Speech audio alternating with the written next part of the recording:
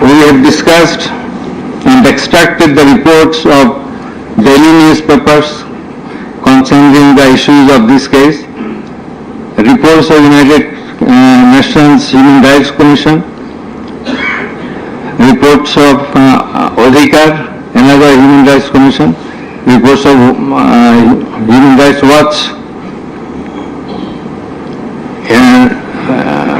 Globe Institute, and so on.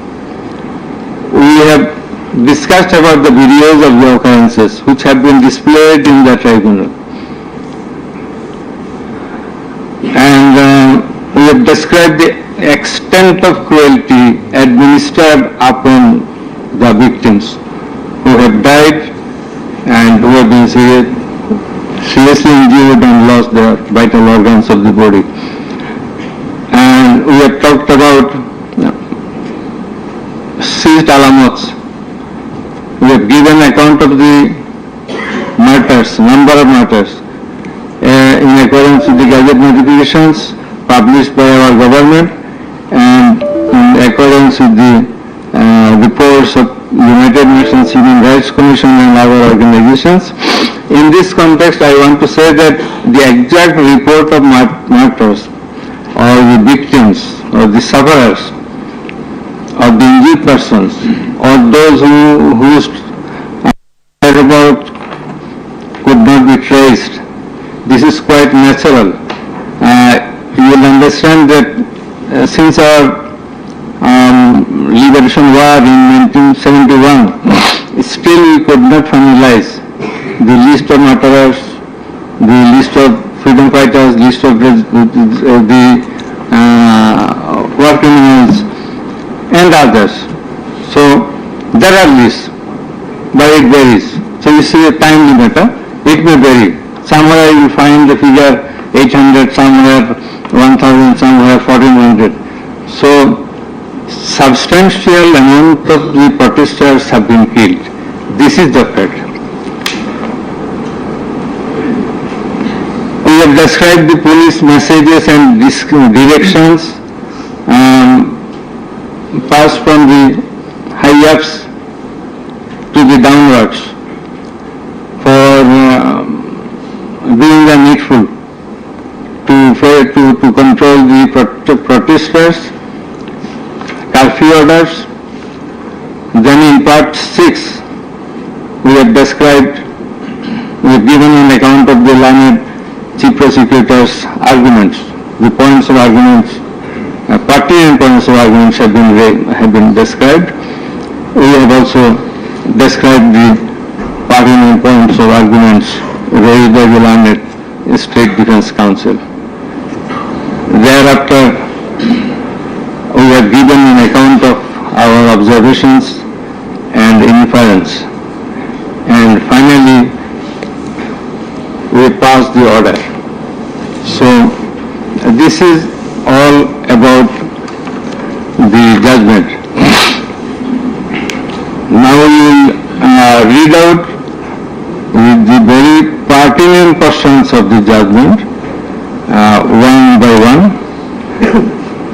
At first, our line number 2. He will read out a portion of the judgment, commencing from origin and object of the tribunal, jurisdiction of the tribunal, and we will read out Article 7 of Rome Statute, elements of crime against humanity, elements of superior common status, responsibility, and then the charges. Thereafter, learned number 1, he will read out some questions from the discussion of the evidences, the report of the United Nations Human Rights Commission, and then the extent of cruelty administered upon the victims, and thereafter the points of arguments submitted by the learned Chief Prosecutor and the learned State Defence Council. And finally, I will read out the conclusion and the order. and lawyers. So it will take about 40 minutes. We hope that you will be listening to the deliberations. Thank you very much. Now the time of our learned member 2 is reading out, as I have mentioned. Origin and object of the tribunal. The International Crimes Tribunal has been established under the International Crimes Tribunal Act 1973 to provide for the detention, prosecution and punishment of the persons for genocide, crimes against humanity, war crimes and other crimes under international law committed within or beyond the territory of Bangladesh, whether before or after commencement of the Act. Jurisdiction of the Tribunal. The Tribunal has got the jurisdiction to try the offences enshrined in Section 3 and 4 of the International Crimes Tribunal Act 1973. Section 3 provides, a tribunal shall have the power to try and punish any individual or group or individuals, organization or any member of any disciplined force, auxiliary force or intelligence agency who, irrespective of his nationality, commits or has committed within or beyond the territory of Bangladesh, whether before or after the commencement of this act, any of the crimes mentioned in its subsection 2. According to subsection 2 of section 3, the following acts or any of them is crime within the jurisdiction of a tribunal for which there shall be individual responsibility. The Constitution of Bangladesh has given upper hand in Article 47, subarticle 3 thereof to the application of the provisions of International Crimes Tribunals Act 1973 in the following manner. Notwithstanding anything contained in this Constitution, no law nor any provision thereof providing for detention, prosecution or punishment of any persons who is a member of any armed or defense or auxiliary forces or any individual group of individuals or organization or who is a prisoner of war for genocide, crimes against humanity or war crimes and other crimes and crimes under international law shall be deemed void or unlawful, or ever to have become void or unlawful on the ground that such law or provisions of any such law is inconsistent with or repugnant to any of the provisions of the constitutions. Crime against humanity, namely murder, extermination, enslavement, deportation, imprisonment, abduction, confinement, torture, rape, sexual exploitation, enforced disappearance, human trafficking, sexual slavery, enforced prostitution, forced pregnancy, enforced sterilization or other inhuman acts when committed as part of a widespread or systematic attack direct against any civilian population with knowledge of the attack, or persecutions on political, racial, ethnic or religious grounds, whether or not in violation of the domestic law of the country were perpetrated. Section 4 provides as follows. Any individual or groups of individuals or any member of any disciplined force, auxiliary force or intelligence agency who commits a crime within the jurisdiction of the tribunal shall be responsible and liable for a punishment.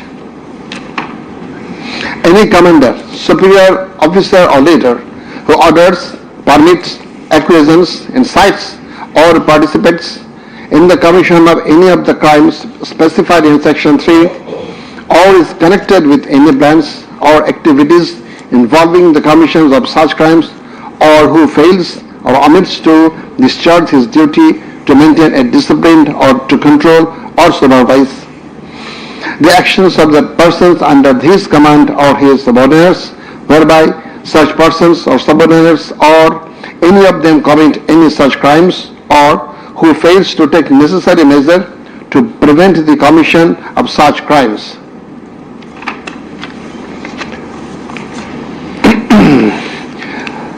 Now, crimes against humanity according to Rome Statute.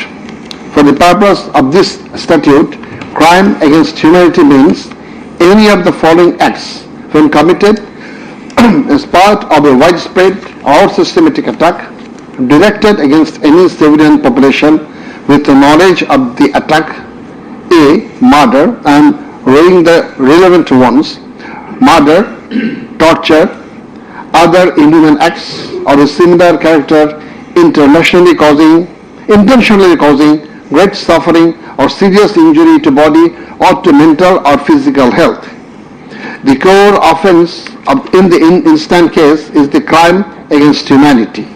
Thus, we have to see what elements are required to constitute this crime. In Section 4 of the Act, there must be an attack. B. The attack must be widespread or systematic. C. The attack must be targeted a civilian population. D. The attack must be within the knowledge of the superior or the superior should have known of the attack in order to hold him or her liable for the crime. The superior must have been in the control over the concerned subordinates. Elements of superior command responsibility. From the jurisprudence eminent from the international crimes tribunals, it is generally agreed that 4 elements must be proven for a person to be held responsible as superior. The elements are: 1. An international crimes must have been perpetrated by someone other than the accused. 2. There existed a superior subordinate relationship between the accused and the perpetrator. 3. The accused as a superior knew or had reason to know that the subordinate was about to commit such crimes or had done so. 4. The accused as a superior failed to take the necessary and reasonable measure to prevent such crimes or punish the perpetrator. Section 4, subsection 2 of the International Crimes Tribunal Act provides that any commander or superior officer who orders, permits, acquiesces or participates in the commission of any of the crimes specified in Section 3 or is connected with any plans and activities involving the commission of such crimes or who fails or omits to discharge his duty to maintain discipline or to control or supervise the actions of the persons under his command or his subordinates, whereby such persons or subordinates or any of them commit any such crime who fails to take necessary measures to prevent the commission of such crime is guilty of such crimes. Now, I am going to read the charges. On the point of the jurisdiction of this tribunal raised by the learned State Defence Council, it may be noted that there is no scope in law to raise such question, since question of jurisdiction of the tribunal is barred by Section 24 of the International Crimes Tribunal Act. Regarding the allegations against the accused, he merely made flat denials thereto without showing anything subsistence contrary to the acts complained of. On the other hand, on perusal of the formal charges and the documents submitted therein, and also in consideration of the submission of the learned Chief Prosecutor and the learned State Defence Council, it has been made to appear to us that there are sufficient grounds for framing charges against the accused under Section 3, subsection 2, read with Section 4 of the Act. On hearing both sides, 5 charges were framed against accused Sheikh Hasina individually, and separate 5 charges were framed against accused Asaduzzaman Khan Kamal and Chaudhry Abdullah Al Mamun jointly. But on scrutiny of the documents and examination of the witnesses of the tribunal deems to condign to reshape the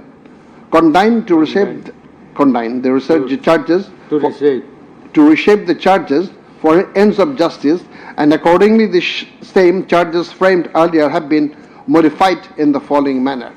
Charge number 1.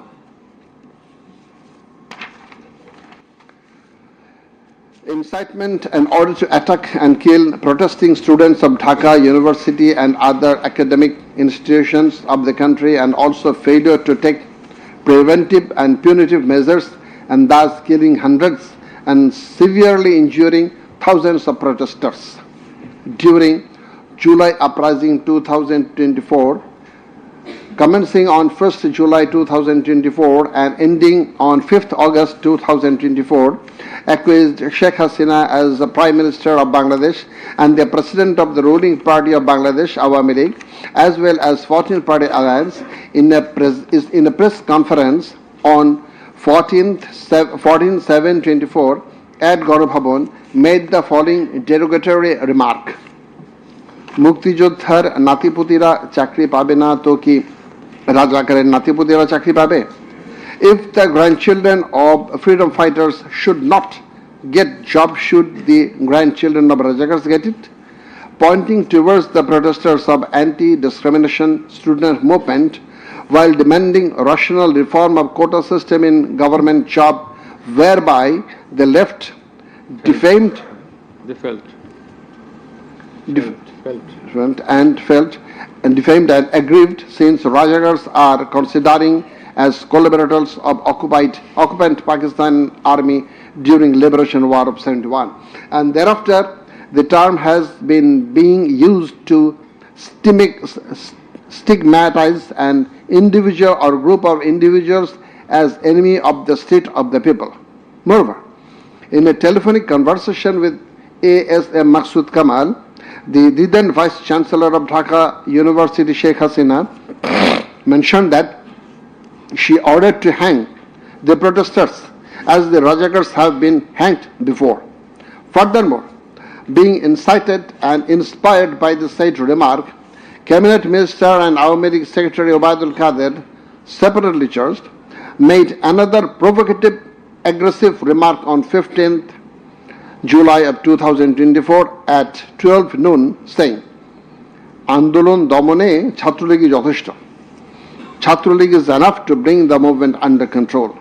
And as such, the students, female and male, came down to the streets chanting slogans against herself and her party of government. Meanwhile, her subordinates, including the cabinet members, police and other law enforcing agencies,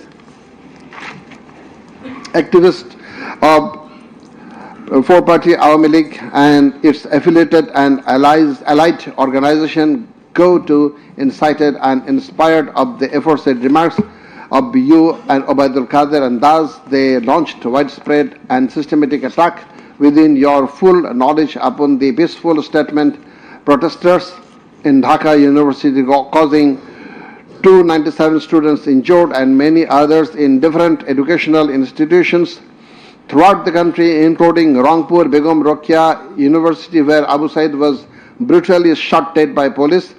By your incitement and order to kill the protesting students who have been injured and killed as the aforesaid, and also by failure to take preventive and punitive measure against the perpetrators, accused Sheikh Hasina committed the crimes against humanity under Section 3, Subsection 2, under Section 4, Subsection 1, Clause B, and Section 4, Clause 3, Subsection 3, read with Section 20A of the International Crimes Tribunal Act 1973.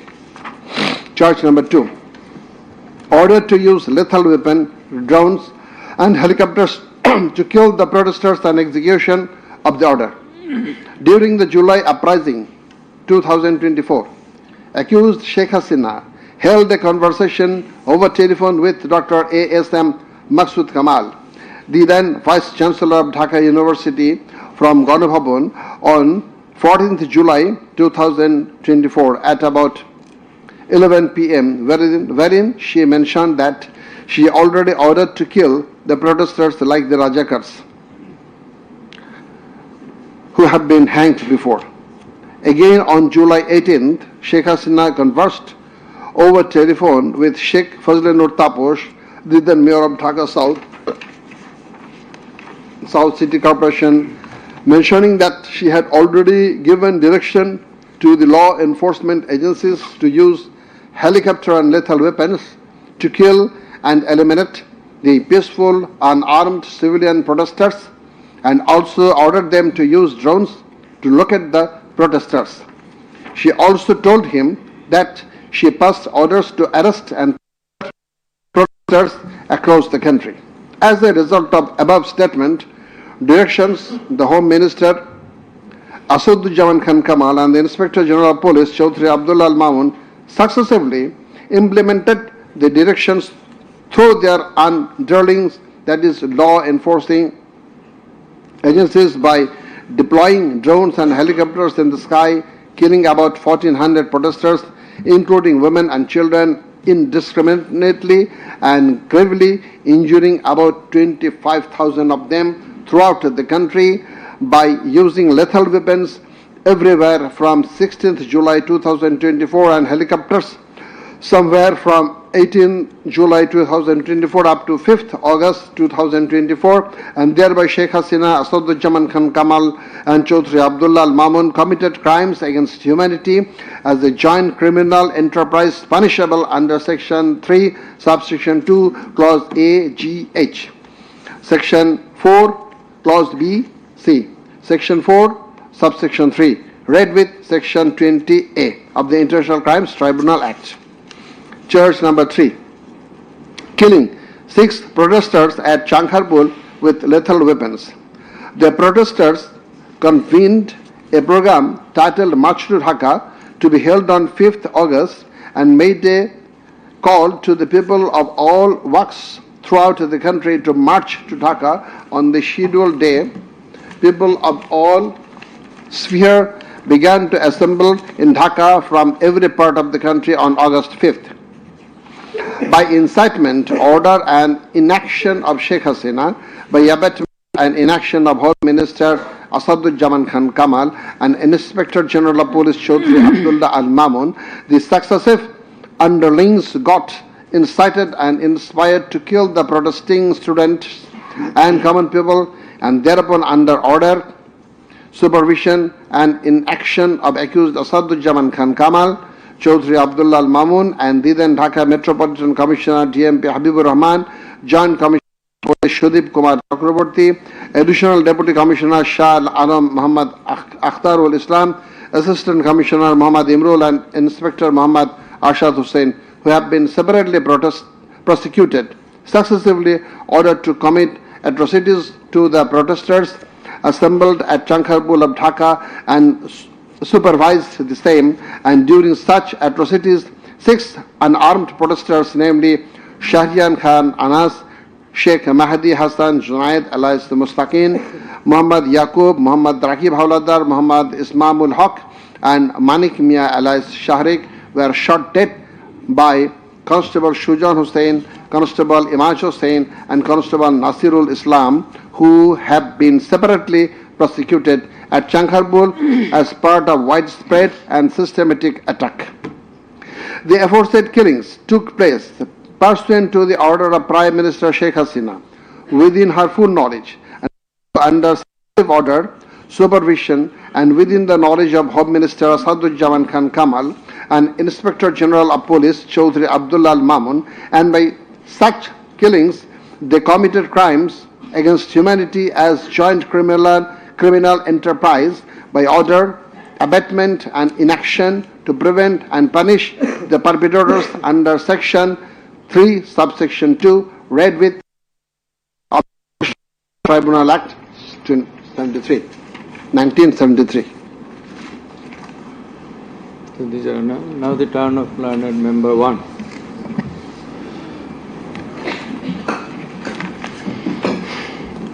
It transpires from the prosecution witnesses deposed in corroboration of the facts of incitement and order of accused Sheikh Hasina to deploy drones and helicopters and also to use lethal weapons to kill the protesters. The daily newspapers of Bangladesh also published reports of such incitement and order of Sheikh Hasina. Moreover, the prosecution exhibited the pen-drive CD containing telephonic conversation of Sheikh Hasina with Dhaka University Vice Chancellor A.K.M. Maqsood Kamal, Dhaka South City Corporation Mayor Fazlenur Taposh, and Hasanul Haq Inu. The concerned device containing the said conversations have been played in the tribunal, and thereupon we find that in the conversation with the Dhaka University Vice Chancellor A.S.M. Maqsood Kamal, accused Sheikh Hasina mentioned that she already ordered to hang the students as Radhakars have been hanged. Now I am mentioning the substantial portion from his conversation with, from her conversation with A.S.M. Maqsood Kamal, the accused Vice Chancellor of Dhaka University. Sheikh Hasina, তো রাজাকারের তো ফাঁসি দিছি, এবার তাদেরও তাই করব, একটাও ছাড়বো না, আমি বলে দিচ্ছি। শেখ হাসিনা, কোন দেশে বাস করি আমরা? এদেরকে বাড়তে বাড়তে তো রাজাকার অবস্থা হয়েছে, দেখিস নাই? সবগুলোকে ফাঁসি দিছি, এবার তোদেরও ছাড়বো না। শেখ হাসিনা, সব এইগুলাকে বাইর করে দিতে হবে, আমি বলে দিছি, আজকে সহ্য করার পরে অ্যারেস্ট করবে, ধরে নেবে এবং যা অ্যাকশন নেওয়ার নেবে।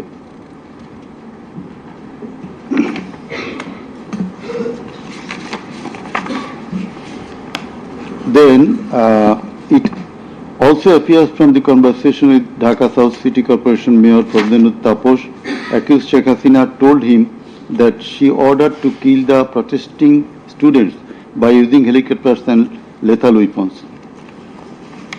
The substantial portion of the conversation is Sheikh Hasina, দরকার নাই, ওটা দরকার নাই, আমি সেনাপ্রধানের সাথে কথা বলেছি, ওরা রেডি থাকবে, ঠিক আছে। এখন তো আমরা অন্য করতেছি, ড্রোন দিয়ে ছবি নিচ্ছি আর হেলিকপ্টারে হচ্ছে মানে কয়েক জায়গায়। তাপস, তাহলে ওই কিছু ছবি দেখে পাকড়াও করা যায় না তাদের রাতের মধ্যে? শেখ হাসিনা, সবগুলিকে অ্যারেস্ট করতে বলেছি রাত্রে। তাপস, হ্যাঁ, পাকড়াও করলে ওদেরকে। শেখ হাসিনা, না, ওটা বলা হয়ে গেছে, ওটা নিয়ে র্যাব, ডিজিএফআই, এনএসআই সবাইকে বলা হয়েছে যে যেখান থেকে যে কয়টা পারবা ধইরা ফেলো। তাপস, জি। শেখ হাসিনা, ওটা বলা আছে, আর এখানে গ্যাদারিং দেখবে সেখানে, আর যেখানে গ্যাদারিং দেখবে সেখানে ওই উপর থেকে করাচ্ছি, অলরেডি শুরু হয়েছে কয়েকটা জায়গায়। তাপস, জি। শেখ হাসিনা, আমার নির্দেশনা দেয়া আছে, ওপেন নির্দেশনা দিয়ে দিছি, এখন লেথাল উইপন ব্যবহার করবে, যেখানে পাবে সোজা গুলি করবে। তাপস, জি জি। শেখ হাসিনা, না পড়াইয়া দিছে, মেশিনপত্র সব পুড়ে গেছে, আমি বলছি যা পড়াতে, ও আমাদের সেতু ভবন পড়াইছে। তাপস, জি, ওরা রাতে মনে হয় আরো ব্যাপক আক্রমণ করবে।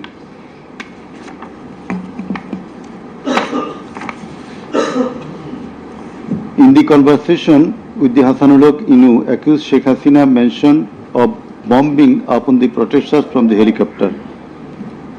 The substantial portion, relevant portion from the conversation. Sheikh Hasina, না, আমি বলছি ক্যাজুয়ালিটির দরকার নাই, ওরা ব্যারিকেড নিয়ে আছে তো ঠিক আছে, আকাশ থেকে নামবে, তখন দুই পাশ দিয়ে ধরবে, মেসেজটা দিয়ে দিতে পারেন যে সেনা পাঠানো হচ্ছে আর হেলিকপ্টার দিয়ে সোজা বম্বিং করা হবে, র্যাবের হেলিকপ্টার দিয়ে উপর দিয়ে মারবে। হাসানুল হক ইনু, আপনি এই জামাত শিবিরের মেরুদণ্ডতা আবার ভেঙে দেন ঢাকা শহরে। শেখ হাসিনা, এক্কেবারে। শেখ হাসিনা, হ্যালো। হাসানুল হক ইনু, হ্যালো, জি, আসসালামু আলাইকুম, আমি ইনু বলছিলাম। হ্যালো। শেখ হাসিনা, হ্যাঁ বলেন। আচ্ছা, আমি এটা স্ক্রলে দিয়ে দিতে বলছি যে তোমরা ছাত্ররা সব ঘরে ফেরো, গার্ডিয়ানদেরকে বলছি এইখানে কিন্তু জঙ্গি হামলা হয়েছে। হাসানুল হক ইনু, হ্যাঁ, এটা রাইট। শেখ হাসিনা, না, এটা আমাকে বেশ কিছু আন্তর্জাতিক পাইছি, তারা এটাকে জঙ্গি হামলা হিসাবে কনসিডার বলতেছে। হাসানুল হক ইনু, হ্যাঁ, জঙ্গি হামলাই হয়েছে, এই কার্ডটা খেলবো আমরা এখন। শেখ হাসিনা: না, কার্ড খেলা না, এটা আমি আগে করি নাই, কিন্তু আমাকে আন্তর্জাতিক সংস্থা থেকে মেসেজটা দিচ্ছে যে এটা জঙ্গি হামলা। হাসানুল হক ইনু: জঙ্গি সন্ত্রাসের মোকাবিলা করছে এখন সরকার। শেখ হাসিনা: তারা আমাকে এটাই বলছে যে এটা জঙ্গি হামলা, দিয়ে দিব পেপারে।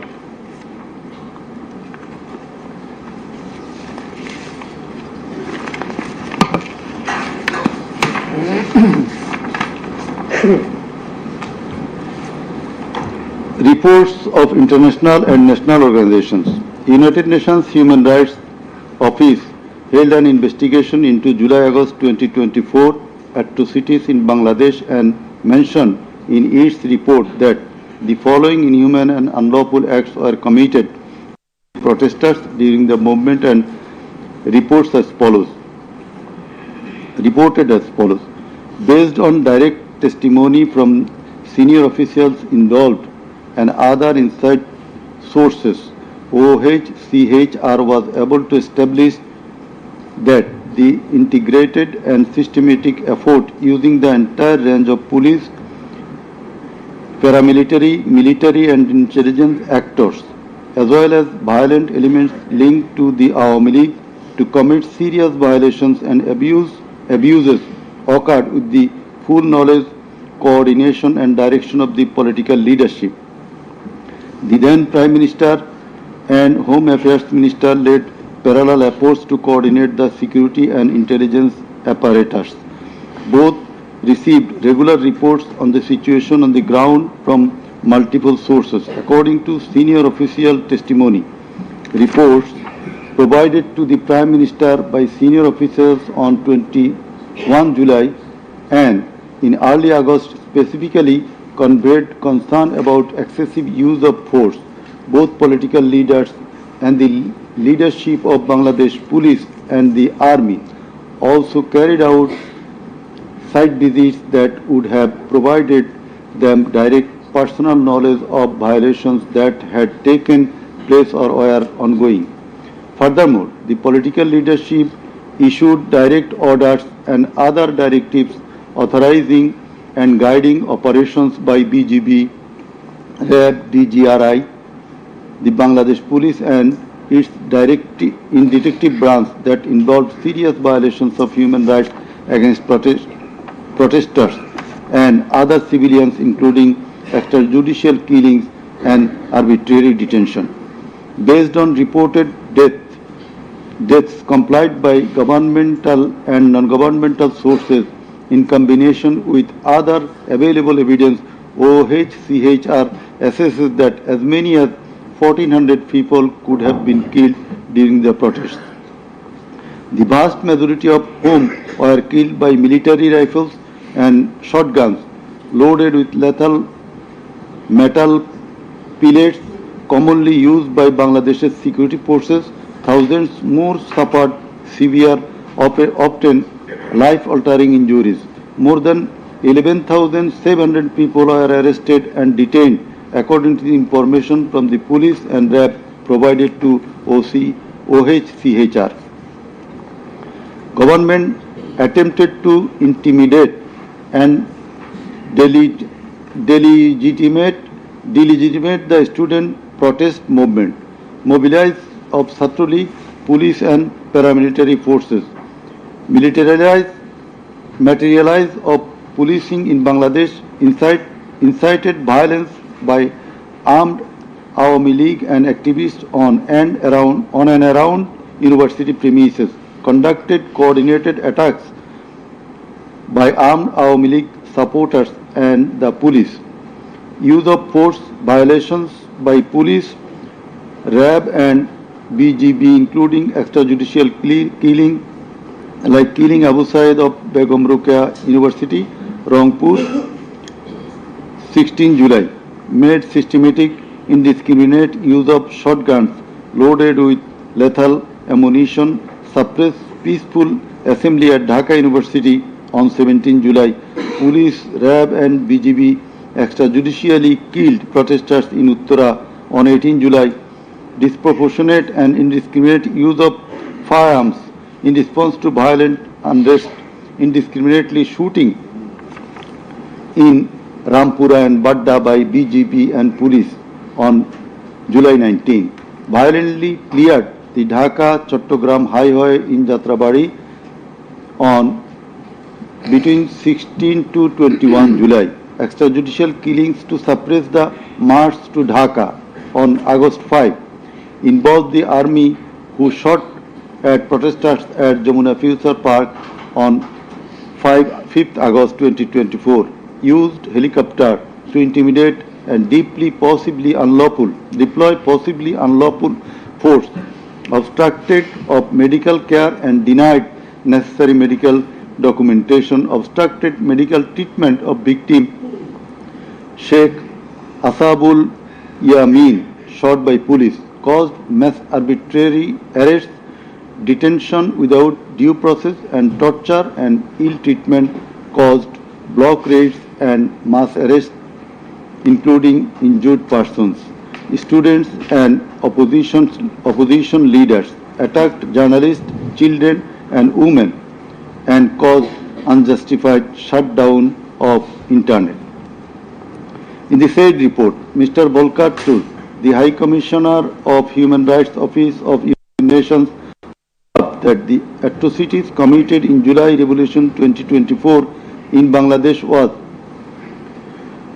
preconcerted and systematic in order to remaining in power. There are cogent grounds to believe that hundreds of extrajudicial killings, arrests, detention and torture were carried out by the political leaders and the highest law enforcing authorities within their knowledge and under their direction and supervision as strategy to suppress the movement, whereby human rights have been seriously violated and thus international crimes have been committed.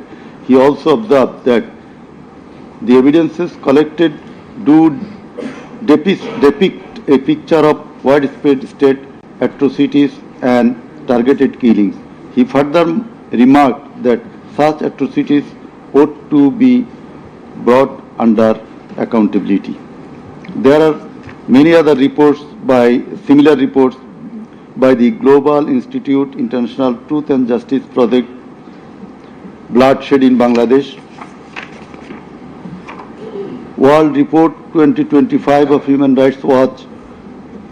Then we are going to videos of the occurrences. It appears from the Caesar list contained in Volume 4, captions, Caesar list and documentary evidence that a good number of videos of the alleged occurrences have been seized by the investigating officer, which are described below. Number 1.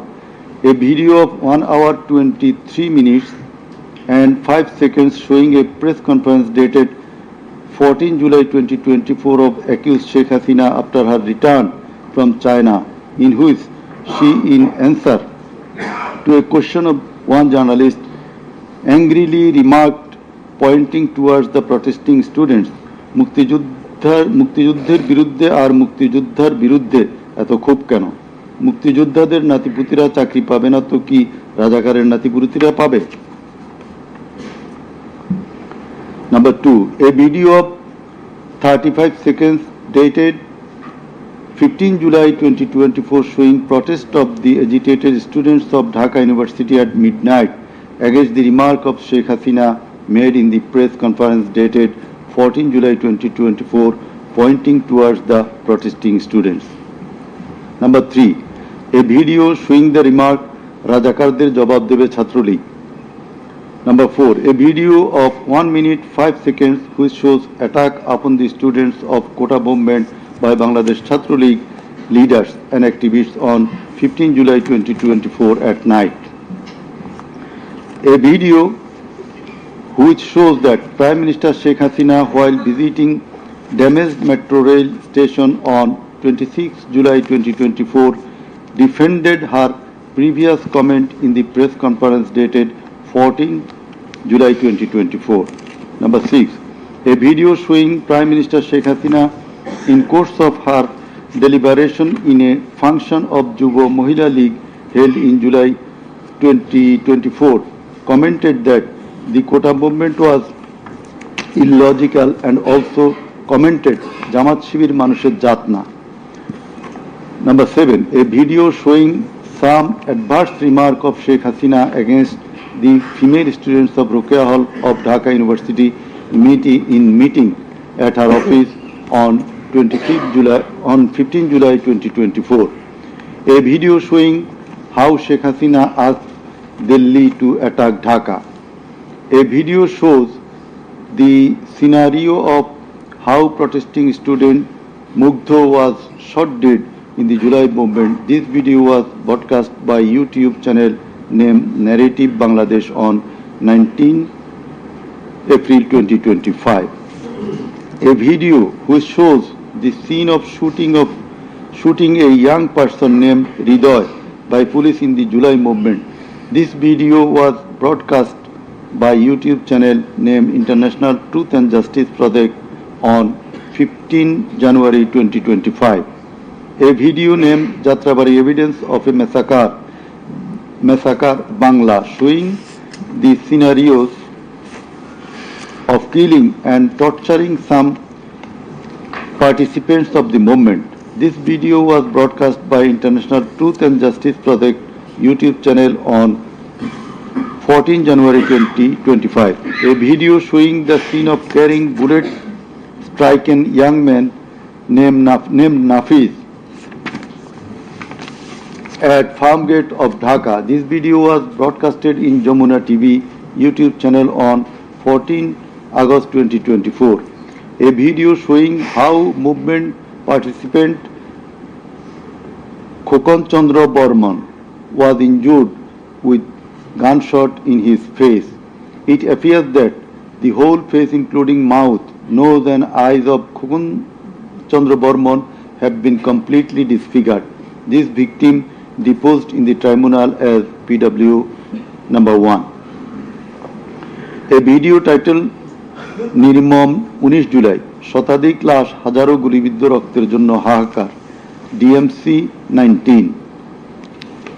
A video titled RAB helicopter attacked Kota Andolon 2024 showing operation upon the protesters from RAB helicopters at different parts of Dhaka in July 2024. A video showing how protester Imam Hassan Taim Bhuiya was shot dead at Jatrabari, Dhaka. 4 videos in a pen drive showing the passing of order by DMP Commissioner Habibur Rahman to the subordinate asking them to shoot the protesters below waist. A number of videos showing shooting upon the protesting people from helicopter. A video showing the scene of burning the dead bodies of protesting students and common people by police at Ashulia, Dhaka on 4th August 2025 during the July movement. A video showing the scene of Abu Said, a coordinator of July movement 24 being shot multiple times by police at a close range with lethal weapon. A video showing the scene of a dead body of protester Asabul Yamin being thrown from APC armed personnel carrier by police. A video which showing the accused Home Minister Asaduzzaman Khan Kamal defending the use of lethal weapon by police. Extent of cruelty. It transpires from the evidences that cruelty of the extreme level was administered upon the dead and injured protesters. Police and activists of Awami League, Chhatra League and Jubo League blocked the entrance and exit of ambulances carrying the injuring protesters. Hospitals were asked not to give admission to the injured protesters. It appears from the testimony of PW2 that in some cases patients were searched by police and ruling party activists. Doctors were intimidated and some of the doctors were transferred due to giving treatment to the protesting injured persons. PW3 Parveen deposed that she found an injured young man shouting, save me, under Jatrabari flyover. Blood was coming out from both of his eyes. Parveen pulled him up and put him on her shoulder and looking for a rickshaw. And then 14 to 15 armed police shot them the injured man, being hit by bullets, fell down from her shoulder. They also shot PW Parveen at her left eye, lower abdomen and other parts of the body. Blood was gushing out of her body and thus she fell down. Coordinator of the movement, Abu Said of Begum Ruqayya University, Rangpur, was shot at a close range. Doctors were forced to change his post-mortem report 5 times. PW8 Naim Chikdar was shot at a close distance of 5 meters. He was hit by 500 bullets and 3 hospitals refused to admit him, apprising that Prime Minister Sheikh Hasina instructed to refuse admission to the protesting patients. PW8 also said that Chhatra League activists were searching him and as such he was hidden in separate room by the doctors. It is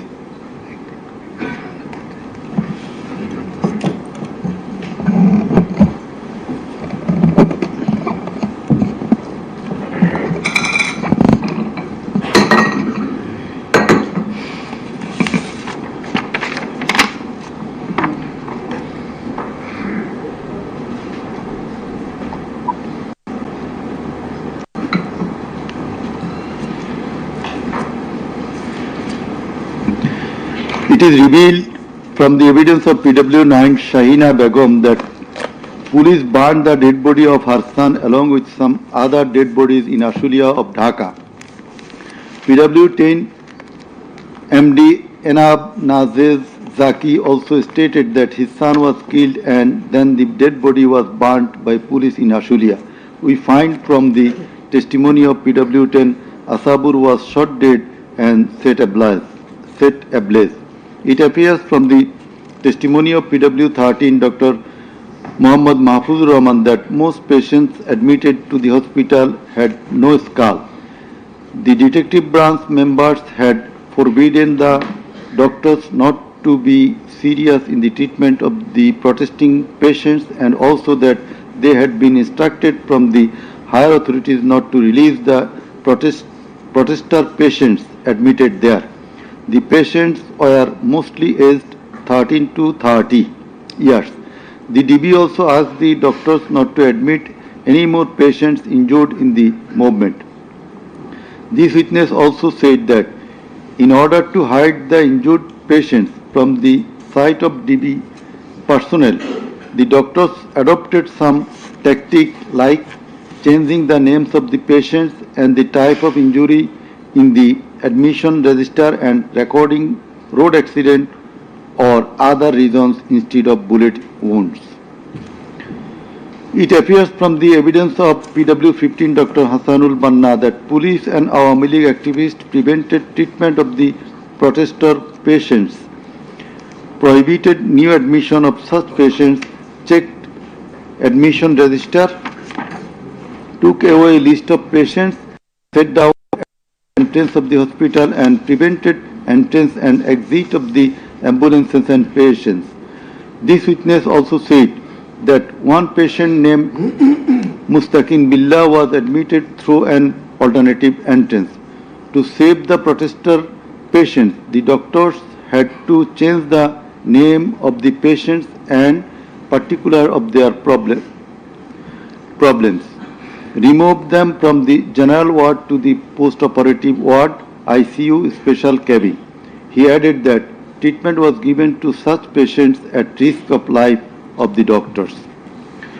We find from the deposition of PW18, Dr. Razibul Islam, that he was forced to change the post-mortem report of Abu Said 4 to 5 times. He was threatened with the saying that if he does not change the cause of death of Abu Said, he would be prosecuted. He was further told that there was an intelligence report against him. PW19 Shariful Islam was injured in the bombardment in Kustia. 62 pellets were removed from his body and 500 more still in his body. It is revealed from the evidence of PW21 Dr. Zakia Sultana that On 18 July 2024, they received 200 patients aged about 14 to 25 years admitted in the hospital. Numerous patients with bullet injuries were admitted on 4th, 5th, 6th August 2024. It further appears from the evidence of this witness that out of apposite patients, 493 lost one eye forever, 11 lost both eyes forever, 28 lost vision of both eyes, and 47 lost vision of one eye. It appears from the evidence of TW22, Mr. Idris, that while his son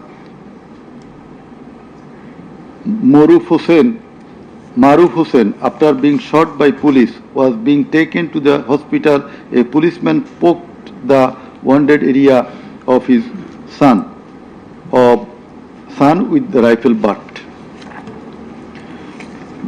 PW23 Amena Akhtar deposed that while Home Minister Asaduzzaman Kamal and IGP Chaudhry Abdullah Mamun were passing across Jatrabari, one police officer was showing them a video of their attacks on protesters and said, "Guli kori ekta, more ekta, ahoto hoy ekta, ektai jay, bakita jay na." It transpires from the testimony of PW27, Dr. Mashuk Ahmed, that Chhatraleague activists stopped ambulance carrying protesting wounded near Shahidullah Hall of Dhaka University. They also checked the patient identity, asked the doctors not to treat the wounded protesters and also not to be so serious in their treatment. He further said 5 doctors were transferred elsewhere due to rendering treatment to protesters with bullet injuries. This witness also stated that the direction of the gunshot wounds of the patients treated on 19, 20, 21 July and 4-5 August in Dhaka Medical College Hospital was from the top to the bottom. He meant that the gunshot was done from above, which obviously implies helicopter. It appears from the evidence of PW47 Nahid Islam deposed that bullets were fired from helicopter and that many false cases were filed against the protesters, and also that the activists of Awami League, Jubo League and Chhatraleague prevented the treatment and burial of protesters. Furthermore, some of the protesters were forcibly disappeared and many dead bodies of the protesters were concealed. He himself and some other student leaders were abducted. PW48 Ali Ahsan Junaid stated that on 15 July 2024, Chhatraleague activists brutally attacked and injured the Dhaka University students, hindered going to the hospital and tortured them in the hospital. He further said that the protesters were fired from the helicopter. We find from the evidence of PW54, Mr. MD Alamgir, investigating officer, that the protester named as Ashabul Yamin was thrown down from the APC by the police.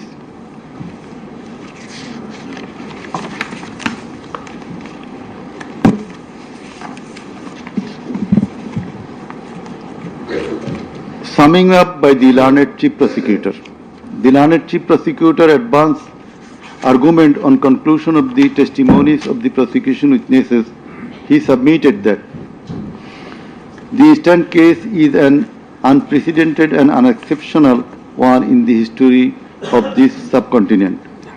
After achieving independence in 1971, the people of the country had a great expectation and belief that all sorts of suffering, poverty, tyranny and high-handedness of the government and the mighty quarters would come to an end and people would enjoy liberty, happiness and all fundamental rights, but all these have been doomed to ashes.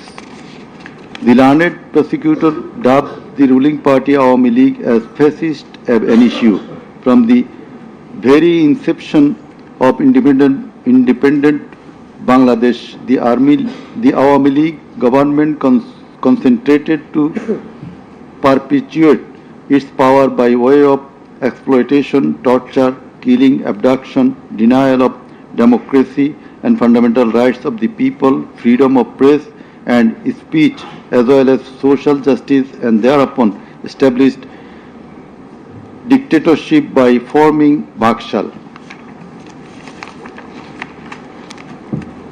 The then Awami League government, led by Sheikh Mujibur Rahman, planned in connivance with a neighboring country to weaken and abolish our glorious army, and thus formed Rakhi Bahini, an armed organized parallel to the army. In the like way, after coming to the power in 2008, accused Sheikh Hasina's government committed the same acts like torture, abduction, killing, false prosecution, imprisoning, confinement, enforced the appearances, so dominated judiciary, restricted the freedom of press and freedom of speech. Sheikh Hasina oppressed the critics, writers, journalists, members of civil societies, lawyers and judges, and ousted many of them from the country.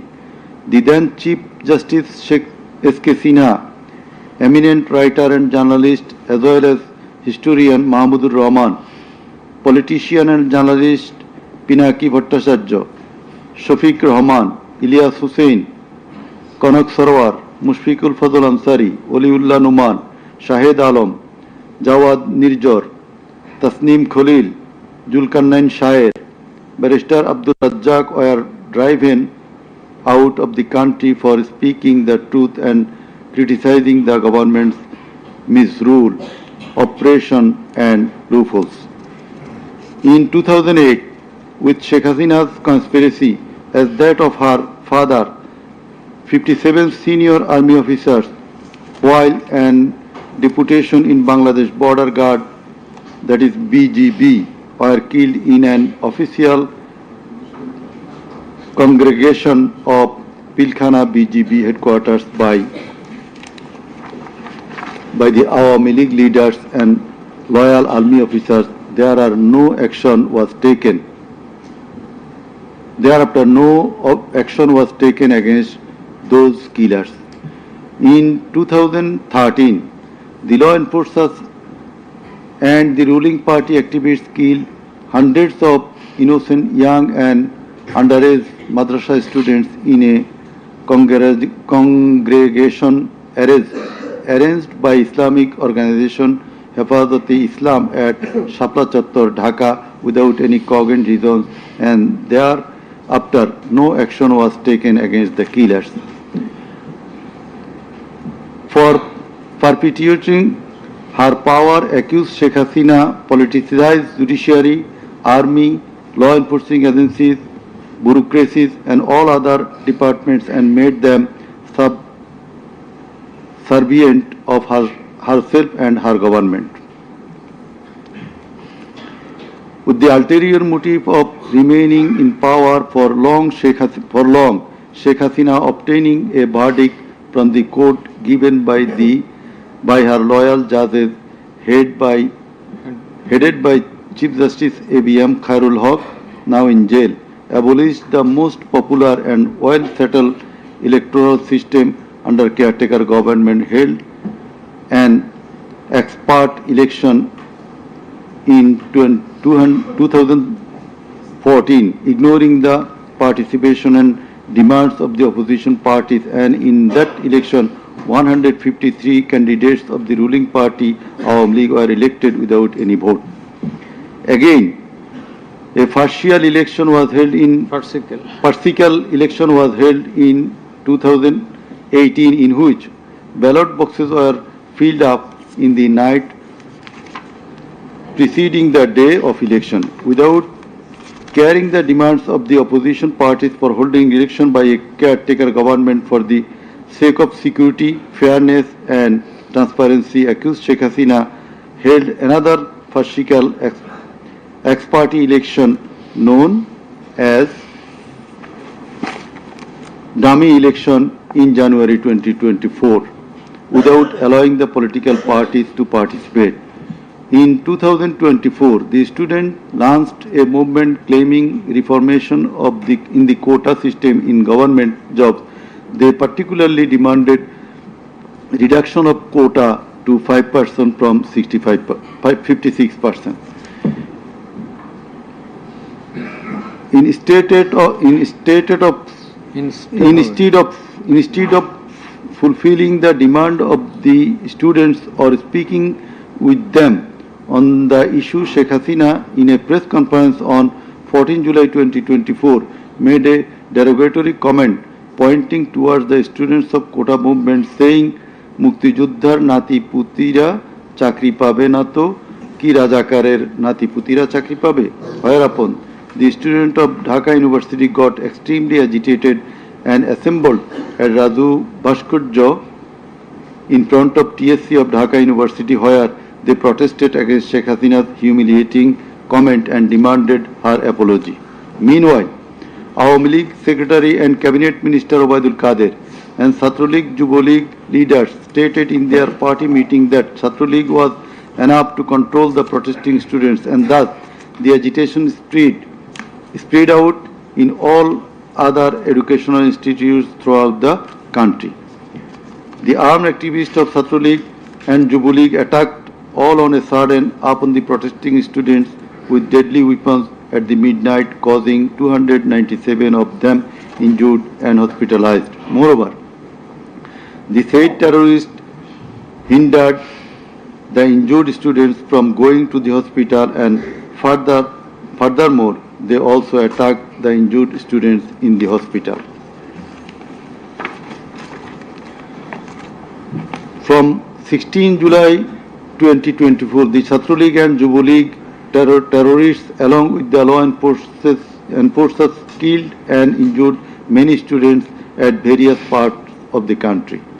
On 16 July 2024, as part of the widespread and systematic attack, student Abu Said of Rangpur Begum Ruqayya University was repeatedly shot at a close range by police, causing his death and also injured many protesting students. Accused Sheikh Hasina ordered the law enforcers and the activists of Awami League, Chhatra League and Yuva League to use drone, helicopter, lethal weapons to kill the protesters, and accordingly, from 18 July to 1st August 2024, they killed hundreds of protesters and injured thousands throughout the country by using drone, helicopter and various types of lethal weapons.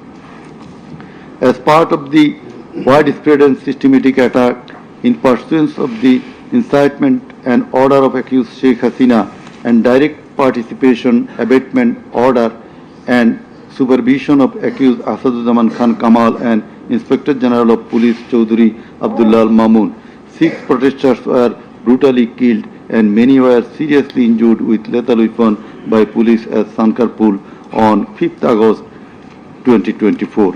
Similarly, the law enforcers and activists of Awami League, Chhatra League and Yuva League killed 6 persons at Ashulia with lethal weapons on 5th August 2024.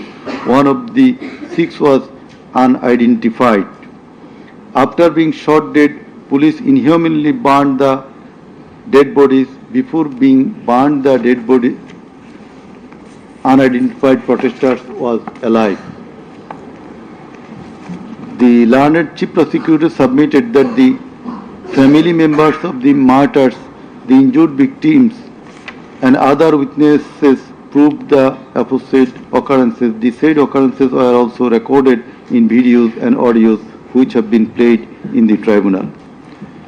The conversations recorded in DVD, CD and the videos of the occurrences have been examined by the CID experts, who found that the said conversations and videos are not generated by artificial intelligence. In addition to the incitement, order, participation of the accused in the alleged atrocities, the accused are liable for their abstention from taking measures for the prevention of the same or taking any punitive measures against the doers thereof. Being the Prime Minister, accused Sheikh Hasina was the Supreme Commander of the law enforcing agencies, inclusive of the Home Minister and the Inspector General of Police, and as such, the crimes against humanity in question could not take place without the involvement, express or tacit of them. The learned Chief Prosecutor added that the movement of the students continued for 36 days, during which, as stated herein before, hundreds of protesting students and common people were killed and thousands were seriously injured, most of whom became permanently handicapped and blind. But accused Prime Minister Sheikh Hasina and the other accused and none of the government authorities or the leaders of the ruling party Awami League expressed concern or remorse for such atrocities so far.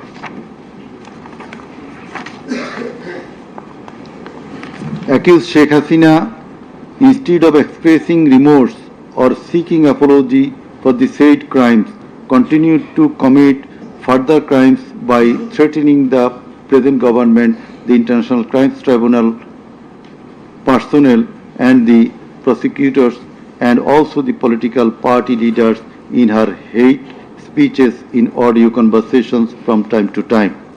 This tribunal, by an order on the application of the prosecution, prohibited Sheikh Hasina to be restrained from making hate speeches anymore, but she continued to do so.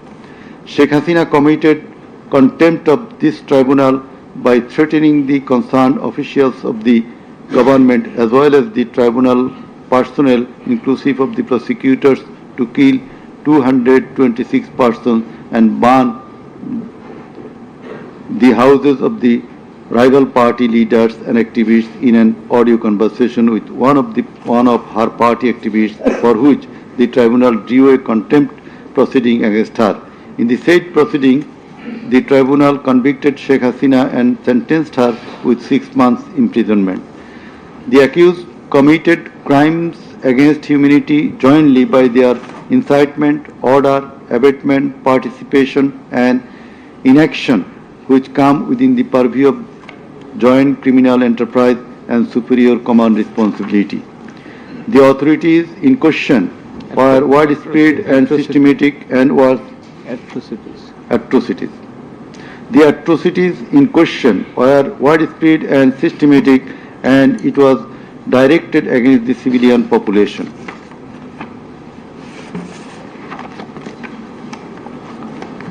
The learned Chief Prosecutor concluded his submission with the saying that in the circumstances it has been proved and established beyond reasonable doubt that the accused committed the crimes against humanity by their incitement, order, participation, abatement and also inaction, whereupon they deserve the maximum punishment as prescribed by Section 3, subsection 2, A, G, H and Section 4, subsection 1, subsection 2A, 4.2b, 4.2c and 4.3 of the International Crimes Tribunal Act 1973. He added that the evidences against the accused are so strong and adequate that if they are tried in any other court or tribunal in the world, they would be awarded the maximum punishment. It may be noted here that the learned prosecutor, Mr. Sheikh Mahdi, assisted the Chief Prosecutor by referring a number of decisions of different international tribunals. In the summing up session, the learned Attorney General of Bangladesh appeared and shared the concluding submission. In his submission, the learned Attorney General referred to the conviction and sentence of many of the heads of government and states in the world for their commission of crimes against humanity, and thereupon he asked for awarding maximum punishment to the accused of the instant case so that no other Prime Minister or the head of state recur such atrocities in the days to come. Summing up by the learned State Defence. Mr. Amir Hussain, the learned State Defence Council argued that accused Sheikh Hasina and Asaduzzaman Kamal are quite innocent. The accused did not incite or order or participate or abet the commission of the crimes against humanity in question. The trial itself against the accused under the International Crimes Tribunal Act 1973 is unlawful since the act was passed for the purpose of trial of the persons who allegedly the atrocities spread throughout the country, but the prosecution failed to examine witnesses of all the districts where atrocities took place. The Learned Defence Council submitted that no helicopter was used to kill the protesting students and public in the July-August movement 2024. The audio conversations in question have not been duly examined by the experts. Although the audios have been examined by CID, the same should have been examined by some more experts. He questioned the prosecution's claim as to the number of the deaths and injured. He stated that although the prosecution claimed that 1,500 protesters died and 25,000 injured, but the Gazette notifications of the government shows the number of dead protesters as about 800. He emphatically asserted that accused Sheikh Hasina did neither incite nor order nor take part in the alleged atrocities or crimes against humanity.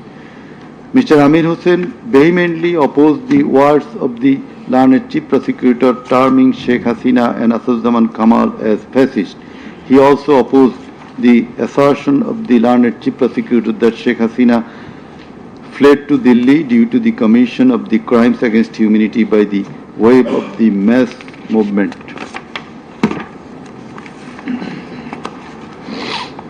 Rather, she was compelled to depart the country against her will.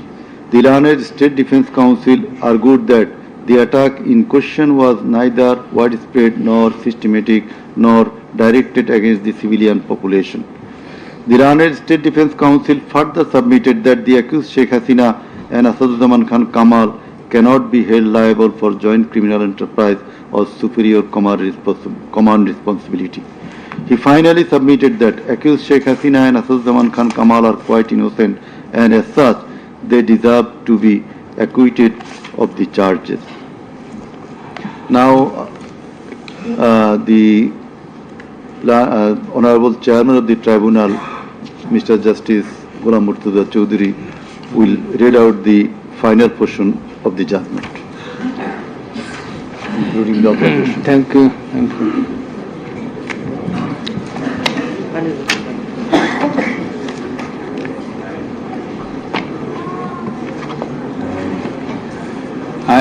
I will start with some matters of judicial notice. And before that, I am sorry that I did not mention the name of learned prosecutor Abdus Subhan, Mr. Abdus Subhan Tarabdar. Sometimes he was found here. I think he remains busy in this tribunal too. Sorry? So, and he was seen sometimes here to assist us. So, our thanks to him as well. We have taken judicial notice of some incidents. Number 1, accused Sheikh Hasina started making contemptuous and hate speeches in the social media subsequent to the July movement 2024, whereupon she was ordered by this tribunal to be restrained from such speeches of contempt and hatred. Secondly, in a telephonic conversation with a party activist named Mr. Shakil, accused Sheikh Hasina, infringing tribunal's order, made some hateful and contemptuous remarks asking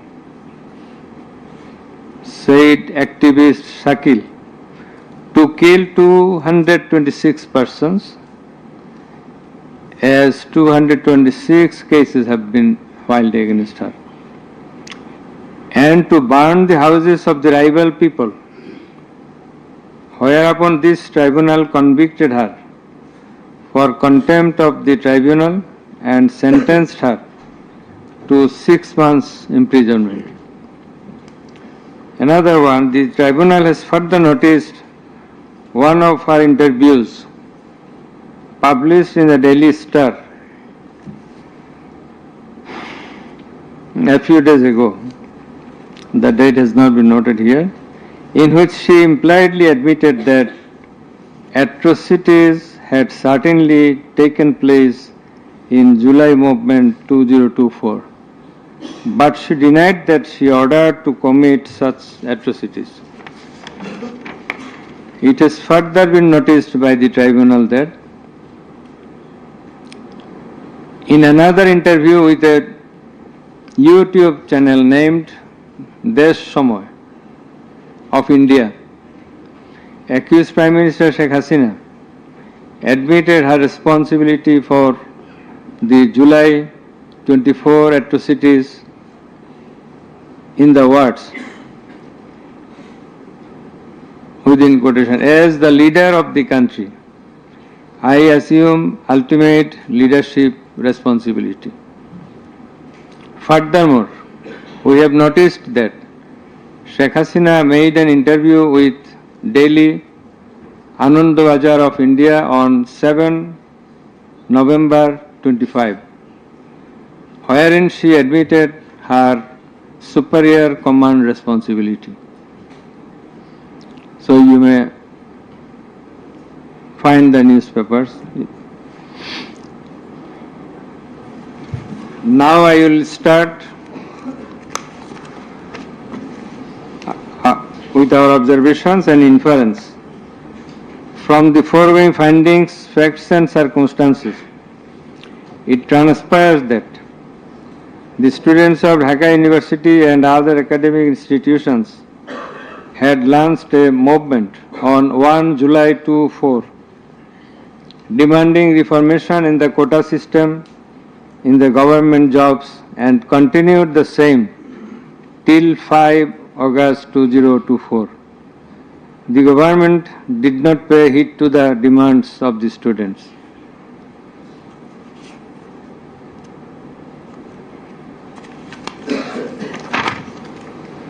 Instead of listening to the students and fulfilling their demands, the then Prime Minister, accused Sheikh Hasina, undermined the movement and made a derogatory remark pointing towards the students, terming them Rajakars.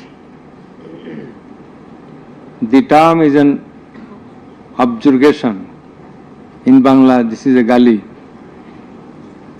In her words, Mukti Joddhar Natiputira Chakri pabe na to Rajakarer Natiputira pabe.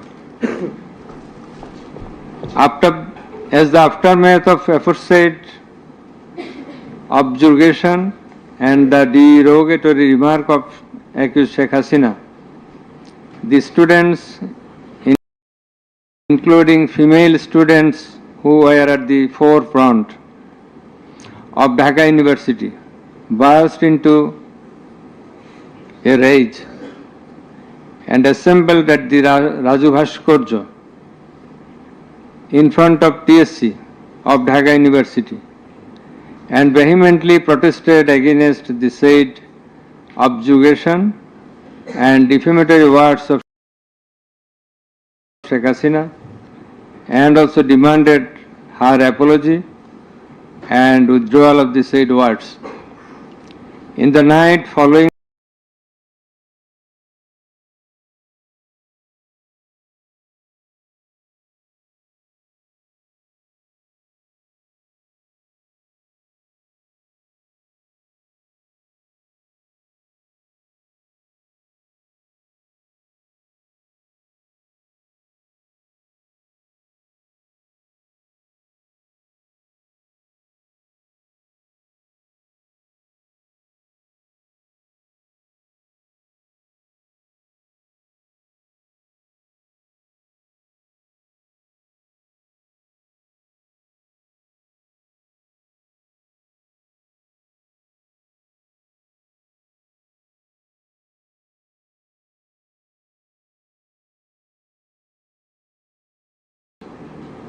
In the said conversation, Sheikh Hasina further said,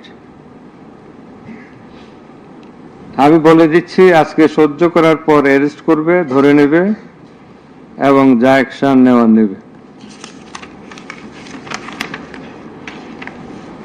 And it is crystal clear that Sheikh Hasina expressed her incitement to the activists of her party Awami League and affiliates, Chhatra League and Yuva League, and also gave provocation to the protesters, and furthermore she expressed that she ordered to kill and eliminate the protesting students. The concerned pen drive CD containing the above conversation as well as the transcript thereof have been submitted in the tribunal. In addition to the above, on 15/7/2024, Awami League Secretary and Cabinet Minister Ubaidul Qadir made another provocative remark, saying, Andolon Domane Chhatra League যথেষ্ট. Chhatra League is enough to control the movement. Whereupon the protesting students of Dhaka University burst into anger and vehemently protested against Sheikh Hasina, Ubaidul Qadir and the government. The activists of Chhatra League, Yuva League attacked the protesting students with various deadly weapons and severely injured hundreds of them, whereupon they had to be hospitalized. The attackers impeded the injured students proceeding to the hospital and also impeded their treatment. Moreover, the attackers made further attacks upon the students undergoing treatment in the hospital. In consequence of the above noted incitements of Sheikh Hasina, in the press conference on 14 July 2024, her order to kill them as revealed in her conversation on the following night with Dhaka University Vice Chancellor, and also the provocative and aggressive remark of Awami League Secretary Ubaidul Qadir, the law enforcers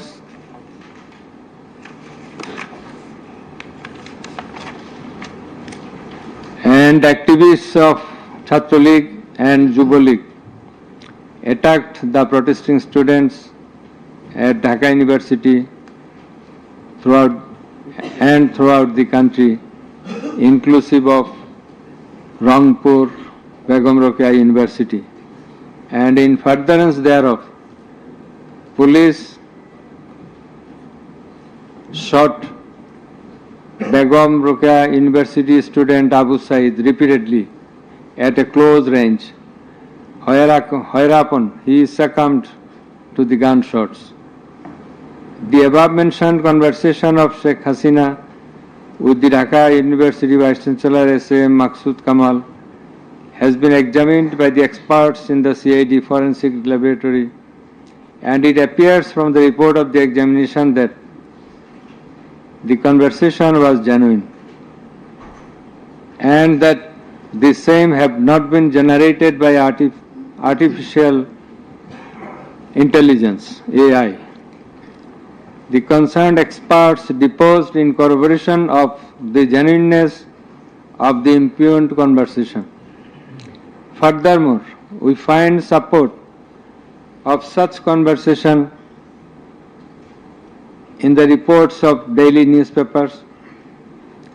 In addition to the above, the concerned CD, pen drive containing the conversations has been played in the courtroom in course of the proceeding, and thereupon the conversation seemed to be genuine.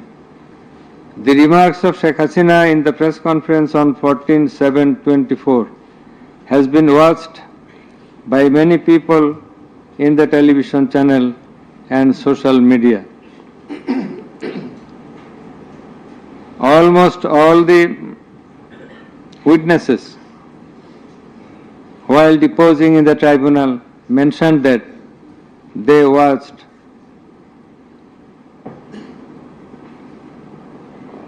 the videos in the medias. Moreover, the national daily newspapers published the said remarks on 15/7/24.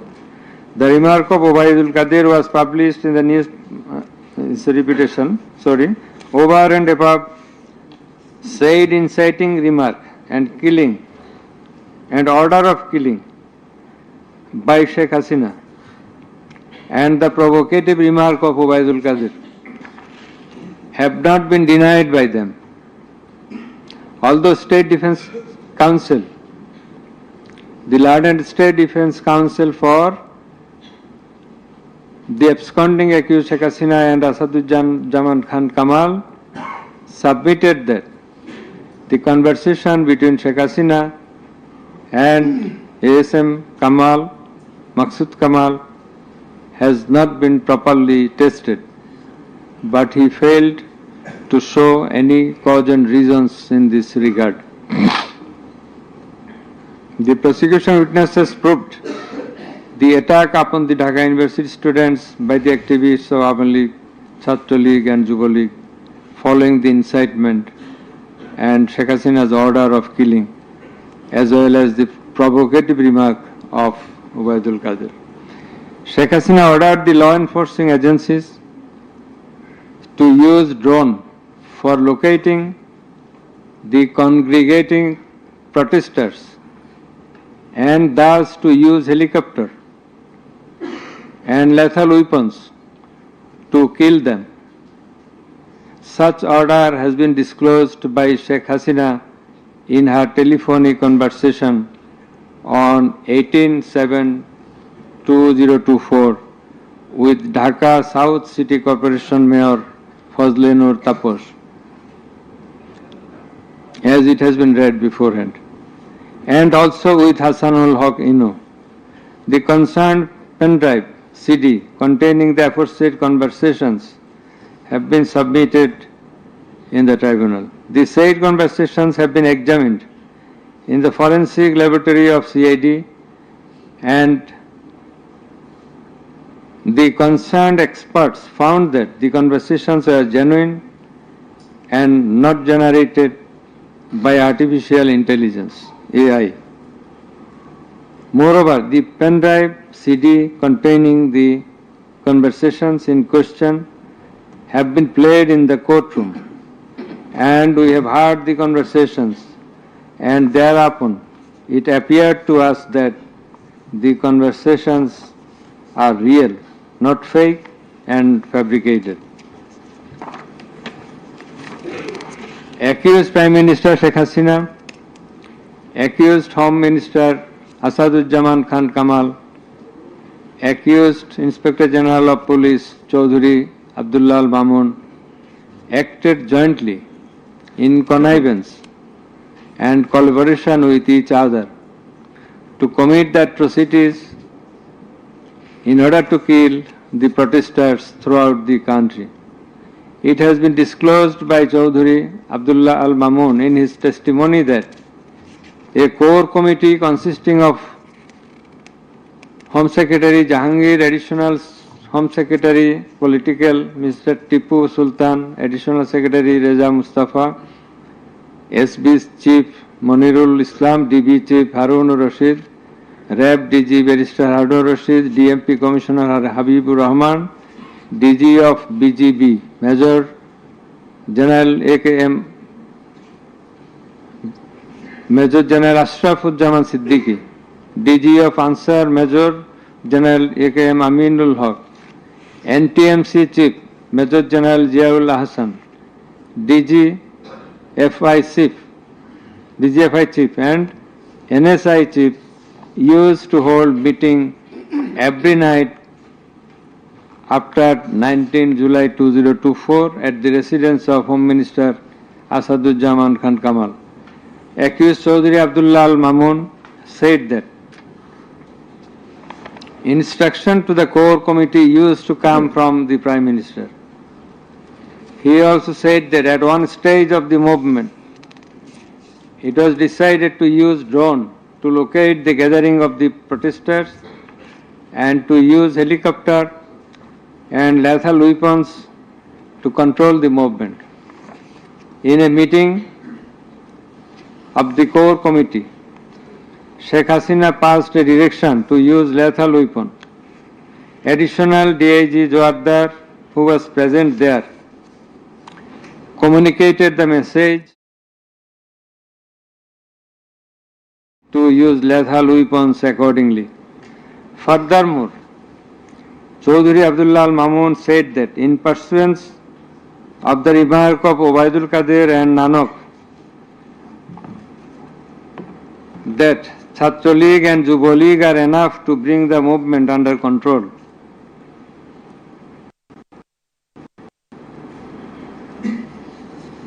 He further said that following such remarks, activists of Chhatra League and Yuva League attacked the students of Dhaka University.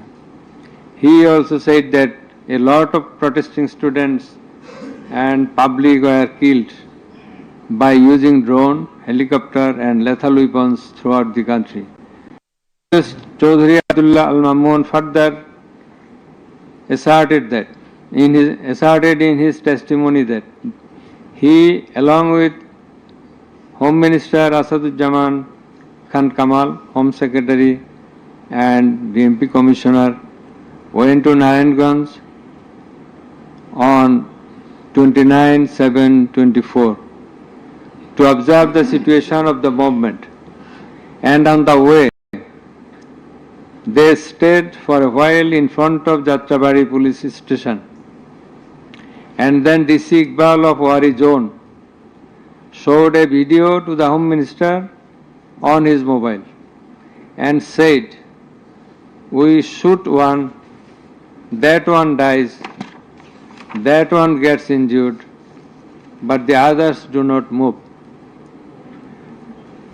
Therefore, it is perspicuous from the above that all the three accused led the operations against the protesting students and public jointly as a matter of joint criminal enterprise. As the aftermath of Sheikh Hasina's order, as well as the supervision and guidance of accused Home Minister Asaduজ্জামান Khan Kamal and IGP Chaudhry Abdullah Al Mamun, the law enforcers and activists of Awami League, Chhatra League and Yuva League invaded the protesting students and public throughout the country by using drone, helicopter and lethal weapons, causing death to about 1,500, inclusive of 6 protesters at Sankarpur of Dhaka, namely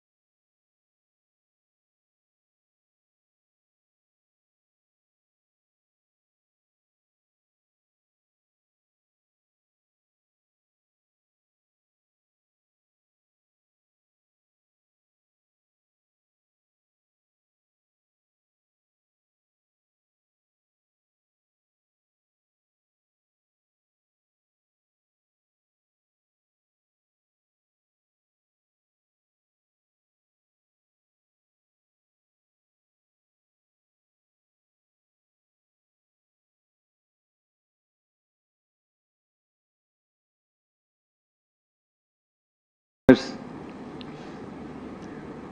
the accused Prime Minister Sheikh Hasina, accused Home Minister Asaduজ্জামান Khan Kamal, accused Inspector General of Police Chaudhuri Abdullah Al Mamun, and by the abatement, aid and perpetration of the underlings, that is the subordinates. Some of the injured victims, members of the families of dead and injured protesters, other eyewitnesses from different parts of the country deposed in support of the atrocities of killing and injuring hundreds and thousands of protesters all over the country. Under the foregoing facts and circumstances, it has ostensibly been substantiated that the atrocities of killing and gravely injuring the protesting students and public took place almost all over the country. In view of the testimony of the investigating officer, the atrocities during the movement, July movement 2024, the atrocities occurred in 50 districts and lethal weapons were used in 41 districts of Bangladesh. We also find that victim witnesses from many districts testified in the tribunal stating that killing and injuring the students and common people took place in their respective districts during July movement 2024. Thus, it is clear enough that attack in question was directed against civilian population and it was widespread and systematic. Therefore, in the atrocities of killing and gravely injuring the protesters, as aforesaid, accused Prime Minister Sheikh Hasina committed crimes against humanity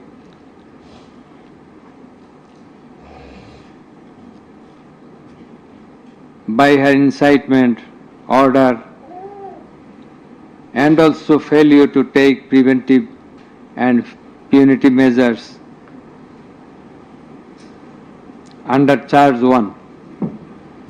Accused Sheikh Hasina committed one count of crimes against humanity by her order to use drones, helicopter and lethal weapons under charge number 2, count 1. Accused Prime Minister Sheikh Hasina committed crimes against humanity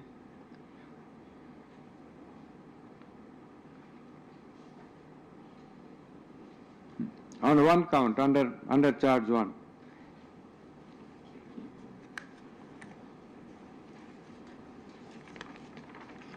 Accused Asaduজ্জামান Khan Kamal and Chaudhuri Abdullah Al Mamun committed crimes against humanity by their abatement in the use of drones, helicopter and lethal weapons under charge number 2, count 2. Accused Asaduজ্জামান Kamal and Chaudhuri Abdullah Al Mamun committed 2 counts of crime against humanity under the same charge by their abatements and failure to prevent the atrocities at Sankarpur, Dhaka, and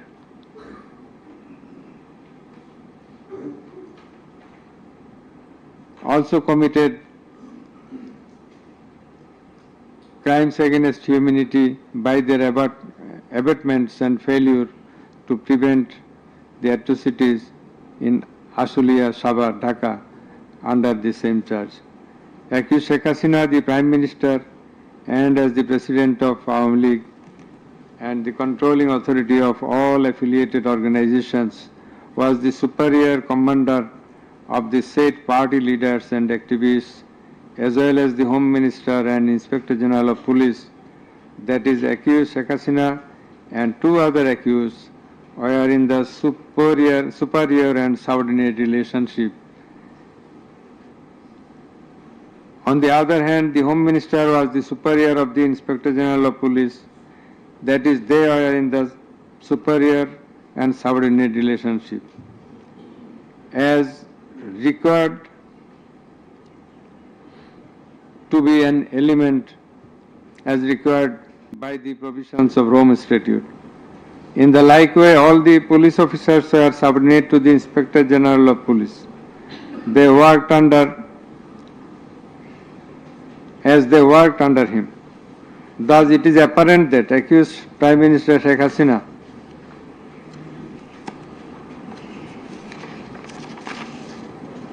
had superior control status over accused Asaduzzaman Khan Kamal and accused Chaudhry Abdullah Al Mamun, whereupon it was her responsibility to take measures to prevent the atrocities in question, which continued for about a month. She did not also take any punitive measures against the perpetrators. In the like way, Home Minister Asaduzzaman Khan Kamal held superior command responsibility over the Inspector General of Police and other successive other officers, and as such he had the responsibility, superior command responsibility to prevent all of them from committing the atrocities and for taking punitive measures against the perpetrators.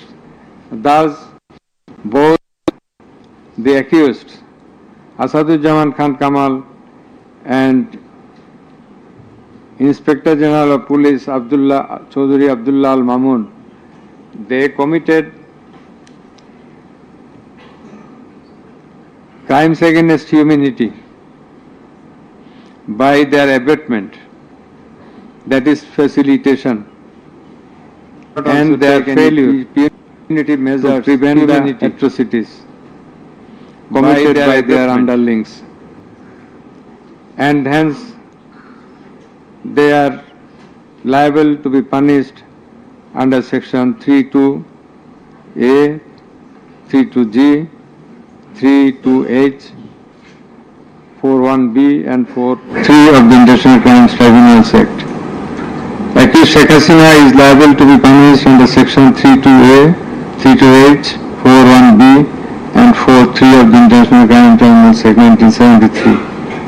It is obvious from the facts and circumstances delineated herein before that the law enforcers and the activists of ruling party Awami League, as well as its affiliated organizations, targeted the unarmed civilian protesters countrywide and accordingly attacked them. Under section 32A, 32H, unarmed civilian protesters in all the countrywide and accordingly attacked them. Under section 32A, 32H, against humanity have been fulfilled.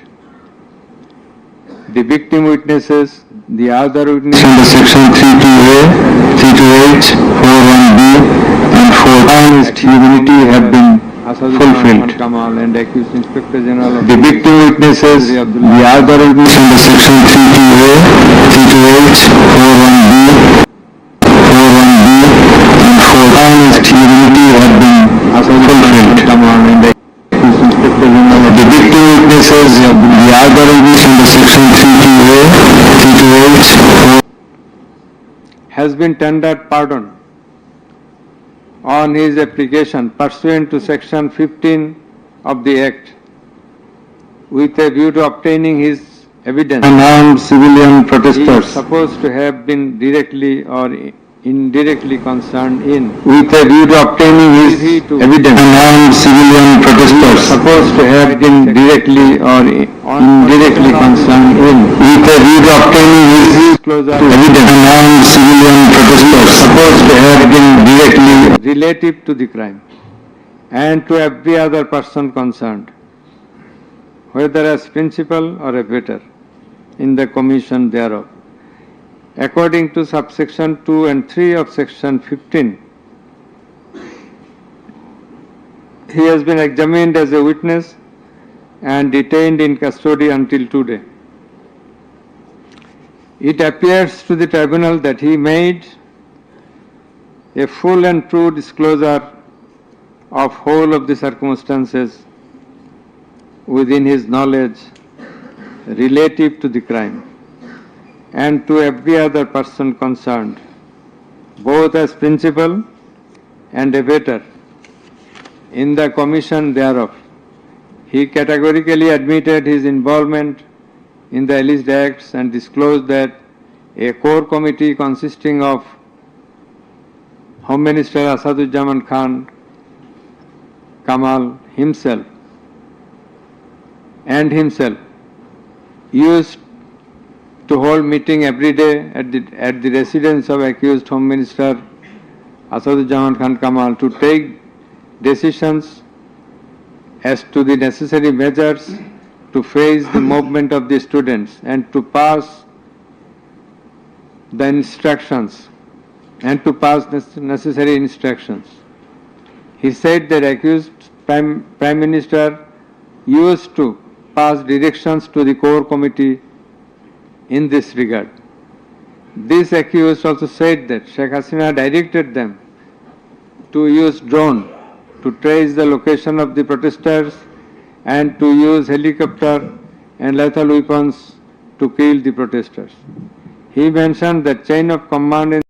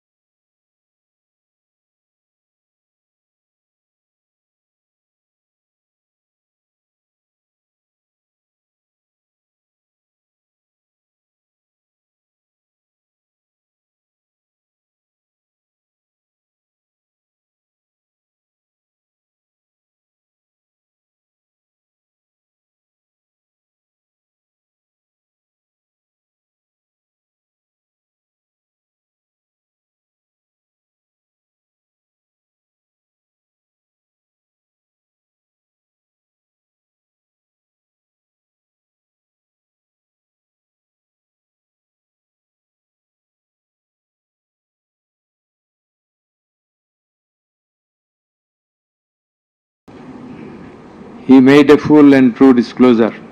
But the offences he committed and admitted is punishable with the capital sentence. And as such, in consideration of his disclosure and the gravity of the offences, we do incline to convict him and award him a lenient sentence, which will be declared later on. By the aforesaid acts and omissions, the accused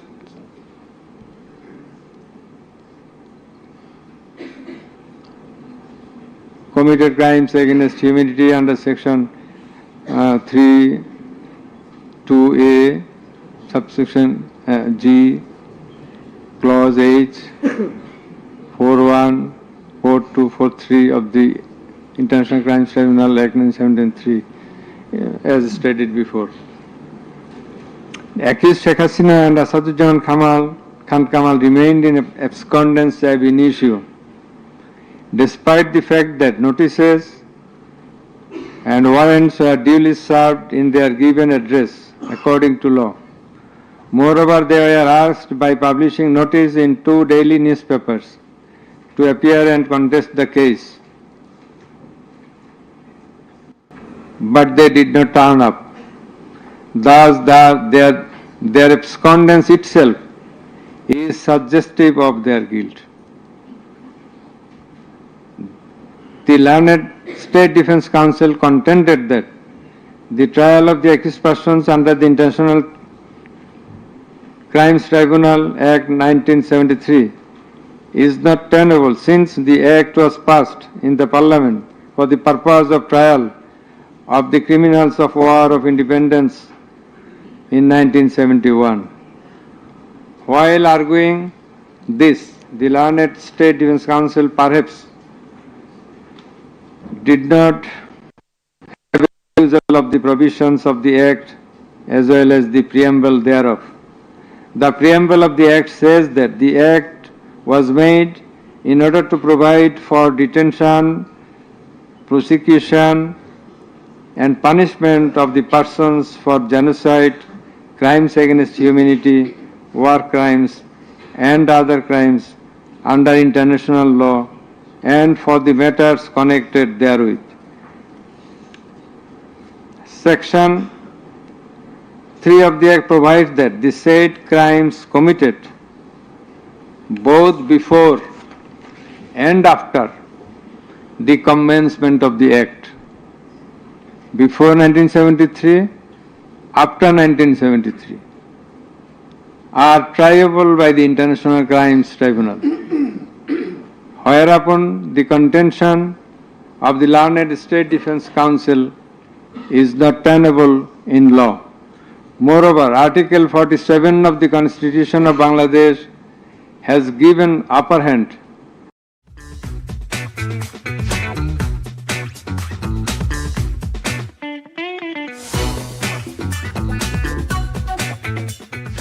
that for the purpose of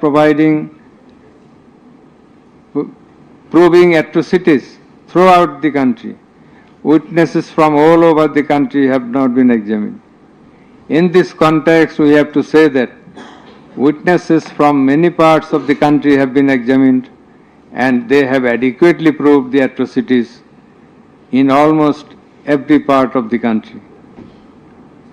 The victims, the family members of the dead and injured protesters, as well as the eyewitnesses, gave their testimony, which are enough for the proof of the charges.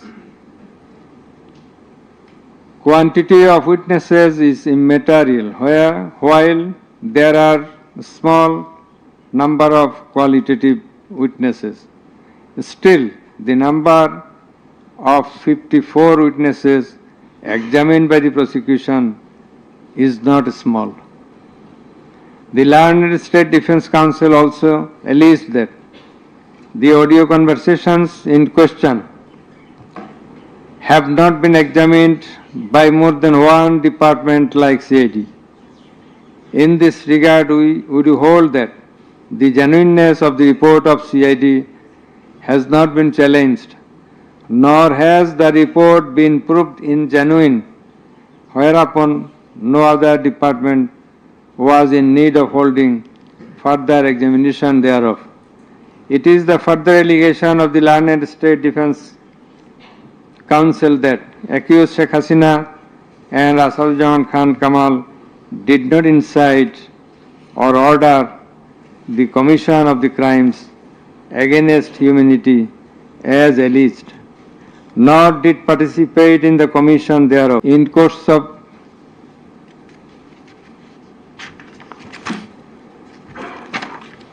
summing up,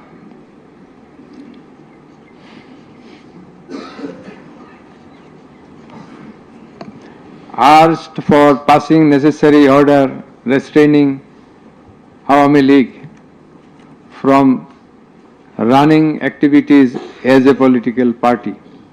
Although the prosecution depicted series of worse deeds of Awami League regime in the language of the prosecution. Since achievement of independence of Bangladesh in 1971, the tribunal does not incline to discuss on this point since this is not the issue of the instant case. It has come to the notice of the tribunal that accused Sheikh Hasina, in defiance of the orders of the tribunal to appear and contest the case, has given interviews in the media wherein she denied the allegations leveled against her in this case.